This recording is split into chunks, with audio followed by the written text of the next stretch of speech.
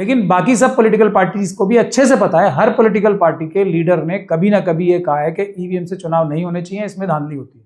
अच्छी खबर यह है कि आज भी आरएसएस और बीजेपी जनता से, भारत की जनता से अभी भी डरती है कि उन्हें सबूत मिटाने की आवश्यकता पड़ रही है, कि आरएसएस और बीजेपी को अभी भी ईवीएम को जलाने की आवश्यकता पड़ रही है। जैसे 19 लाख जो मशीनें 2018 के इलेक्शन से के आसपास ही ईवीएम की मशीनें चोरी हो गई थी या गायब हो गई थी, उनके बारे में आज तक निष्कर्ष निकाला गया है, वैसा ही निष्कर्ष इसके बारे में भी निकाला जाएगा।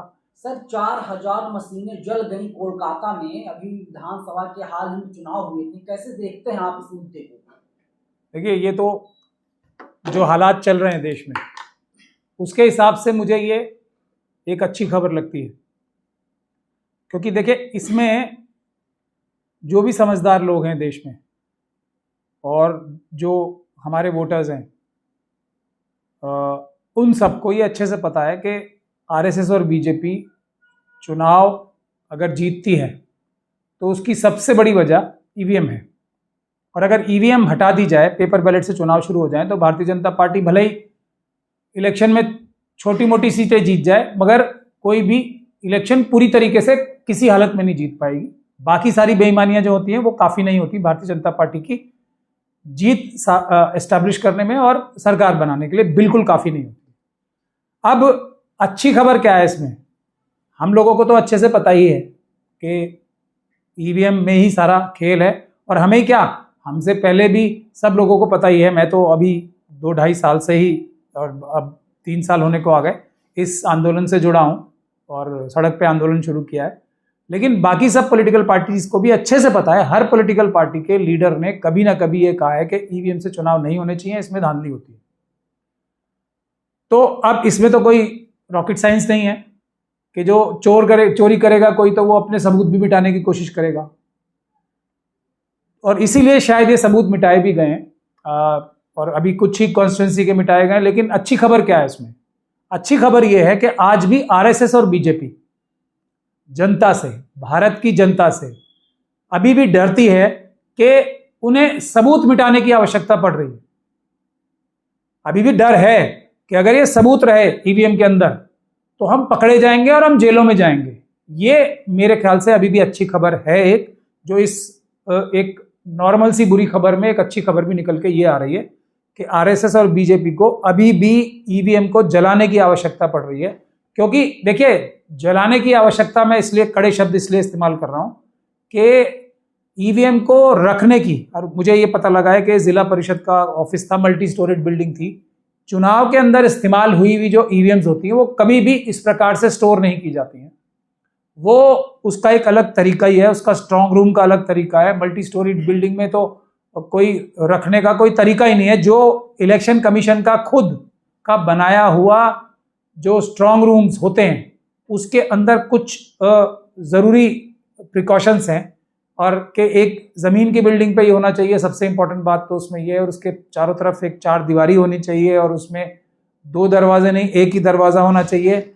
ऐसी बहुत सारी चीज़ें हैं, और लगातार उसको सीसीटीवी कैमरे से कवर किया जाना चाहिए उसके गेट को, तो और अंदर जाते हुए भी, और जब वो मशीनें कभी बाहर आती हैं तब भी। ये सब चीज़ें तो हमने अपने दिल्ली हाई कोर्ट के केस में आदेश इसमें हुए थे, जो मेरे खुद के नाम से दिल्ली हाई कोर्ट का केस है, कि ईवीएम की मशीनें इस प्रकार से, एक तो सारी चुनाव की प्रक्रिया वीडियोग्राफी और सीसीटीवी कैमराज में कैद रहेंगी सब, और दूसरा उसको सुरक्षित इस तरह से रखा जाएगा।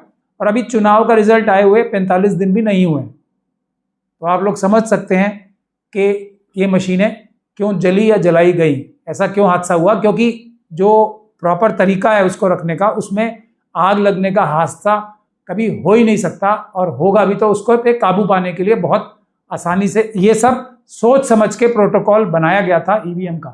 तो अब ये इस बात से साफ इसीलिए निष्कर्ष निकाला जा सकता है, पहला निष्कर्ष कि मशीनों में ही गड़बड़ है और इन मशीनों में गड़बड़ पकड़ी जा सकती है, इसीलिए ये मशीनों को, दूसरा निष्कर्ष ये है कि ये जलाई गई हैं। और अगर आरएसएस और बीजेपी वाले अगर इतने ही अच्छे और समझदार हैं तो जो सीसीटीवी फुटेज का लाइव फीड होगा वो तो अब तक का सुरक्षित होगा ना, वो तो होना ही चाहिए। तो चुनाव आयोग के गाइडलाइंस ही हैं, उसी से पता लग जाएगा कि ये आग कैसे लगी और कैसे ये नष्ट हुई है ईवीएम की मशीन। प्रशासन का कहना है कि हमने एफआईआर दर्ज कर ली है, पूरे मामले की जांच हम लोग लगातार कर रहे हैं और दोषी को हम लोग कतई बख्शेंगे नहीं। जैसे 19 लाख जो मशीनें 2018 के इलेक्शन से के आसपास ही ईवीएम की मशीनें चोरी हो गई थी या गायब हो गई थी, उनके बारे में आज तक निष्कर्ष निकाला गया है, वैसा ही निष्कर्ष इसके बारे में भी निकाला जाएगा।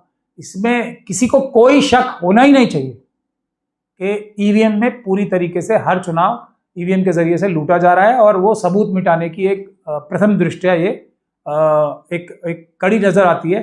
क्योंकि देखिए, कोई भी अपराध होता है, अब जब प्रशासन, और मैं इस प्रशासन को कोई भरोसेमंद प्रशासन तो मान नहीं रहा हूँ, तो जो प्रशासन खुद ही कह रहा है कि हम इसकी कड़ी जांच कर रहे हैं और दोषियों को सजा दिलवाएंगे, तो इसका मतलब अपराध हुआ है। अपराध का फायदा किसे होता है? जो कोई भी आपराधिक अगर इन्वेस्टिगेशन की जाती है, अपराध के बारे में कोई भी अगर विवेचना की जाती है, तो उसका सबसे पहले चीज क्या ढूंढी जाती है? किसको इस अपराध करने से फायदा हुआ। फायदा किसको होगा? ये ईवीएम के मशीनें जलने से जो चुनाव जीते हुए लोग हैं। अब इन 10 सीटों पे, जिस 10 सीटों का ये बताया जा रहा है कि ये ईवीएम जलाई गई हैं, तो उस पे कौन कौन जीता है उससे आपको साफ नजर आ जाएगा। और जीतने के अलावा किस किस ने धांधली की है, वो भी राज, वो सबूत इन मशीनों के अंदर छुपे होते हैं, उसकी वीडियोग्राफी में छुपे होते हैं। उसको मिटाने का फायदा किसे होगा, वो मेरे ख्याल से सबसे पहले शक की सुई आरएसएस और बीजेपी की तरफ ही जाती है। लेकिन उनके खिलाफ क्या ही इन्वेस्टिगेशन होगी, ये आप और हम सब जानते हैं। लेकिन आखिर में मैं ये एक बात और कहना चाहूँगा आपके इस सवाल के जवाब में, दोष किसका है उसके ऊपर भी हमें सबको, देश की जनता को ध्यान देना चाहिए, किसका इसके पीछे असली दोष। लेकिन वो तो बताया जा रहा है कि शॉर्ट सर्किट की वजह से आग लग गई और उसमें जो है कि 4000 से ज्यादा ईवीएम जल करके स्वाहा हो गई। मैं इसलिए तो बता रहा हूँ कि जो प्रोटोकॉल है ईवीएम को सुरक्षित रखने का, जो खुद चुनाव आयोग के मैनुअल्स में लिखा है, उसमें ऐसी जगह पे कभी मशीनें सिक्योर हो ही नहीं सकती। उसके चारों तरफ तो 24/7 गार्ड्स बैठे होते हैं। तो अगर जैसे ही हल्की सी भी आग लगेगी तो गार्ड्स ही उसको शोर मचा के या आग बुझाने का इंतजाम खुद ही करेंगे, और सीसीटीवी कैमरा तो लगातार लगा ही होता है। अब तो रिजल्ट भी आ गए हैं सर, अब क्या मतलब है, क्या मायने हैं उन ईवीएम मशीनों के? जो चोरी के रिजल्ट हैं उसके सबूत यही मैंने आपको बताया ना। अच्छी खबर यही है कि अभी भी आरएसएस और भारतीय जनता पार्टी के नेताओं के अंदर, अमित शाह जी, मोदी जी के अंदर, चुनाव आयोग के जो इनके भ्रष्ट अधिकारी जो चुन के बिठाए गए हैं, उनके अंदर जनता का डर बाकी है, बाबा साहब के संविधान का डर बाकी है, और देश के कानून का डर अभी भी बाकी है। वरना क्या जरूरत है ईवीएम जलाने की? अब तो खुला हो गया ना, हम जीतेंगे चुनाव, कोई कुछ कर ले। अब तो ये हो चुका है ना, बिल्कुल कोई कुछ भी कर ले, हम चुनाव हेरा फेरी से ईवीएम के माध्यम से जीतेंगे, कोई हमारा कुछ नहीं बिगाड़ सकता। विपक्ष के अंदर हमने अपने स्लीपर सेल्स बिठा रखे हैं, विपक्ष कभी ईवीएम के बारे में चूं भी नहीं करेगा। ये आरएसएस और बीजेपी की एक जो अनकही स्टेटमेंट है, वो अब साफ चारों तरफ से नजर आती है।